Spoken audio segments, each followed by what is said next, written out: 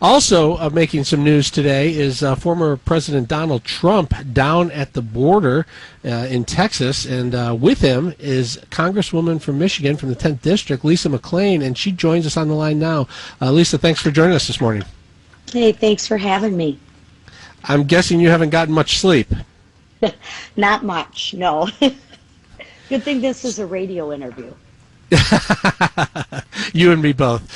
So tell us what the plan is, what you're seeing down there, and what really the mission of the trip is.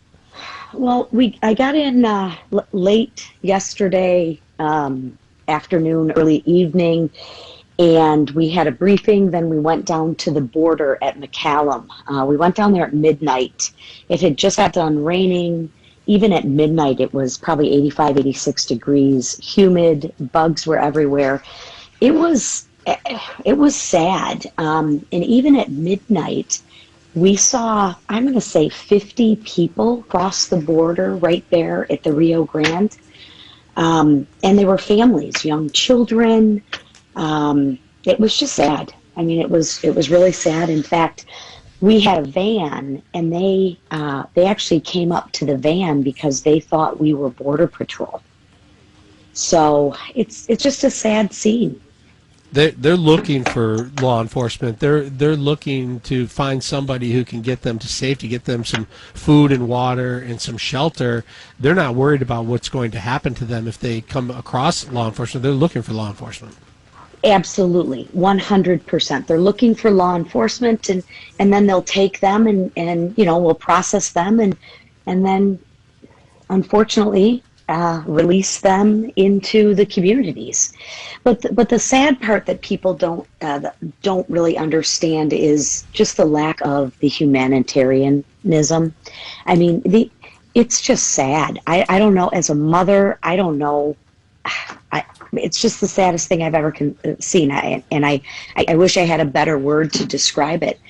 But while the Border Patrol agents are dealing with the 50 people that are crossing the border, the cartels are smuggling fentanyl and heroin and cocaine, while the Border Patrol agents are dealing with the migrants coming over.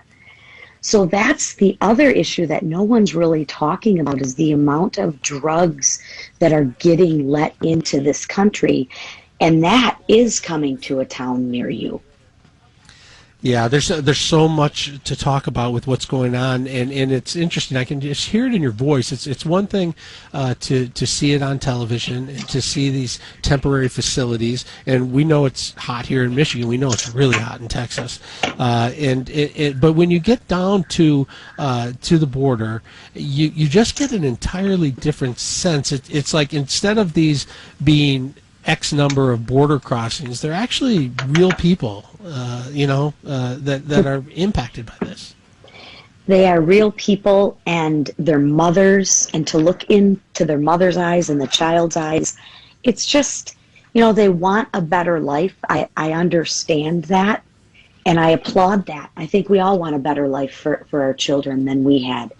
But the way they're doing it is, and I've been criticized for saying this, but think about it for a second. It's modern day slavery, because these parents are paying the cartels upwards of $7,000 a person. And they don't have that money, so they become indentured servants. And then what happens that is even more tragic is, if you come over with a child, you're granted asylum automatically. So what they're doing is they're recycling the children. So you come over with your daughter or your son, and you owe a debt to the cartels, and then the cartel says, hey, I want my money. And you said, well, I don't have my money. And they say, okay, no problem. I'm going to take your daughter back to Mexico to use her to help me smuggle in another family. And you have no say in that whatsoever. Yeah, so you have this dream of freedom that exists, that these families want for themselves if they can, but definitely for their kids.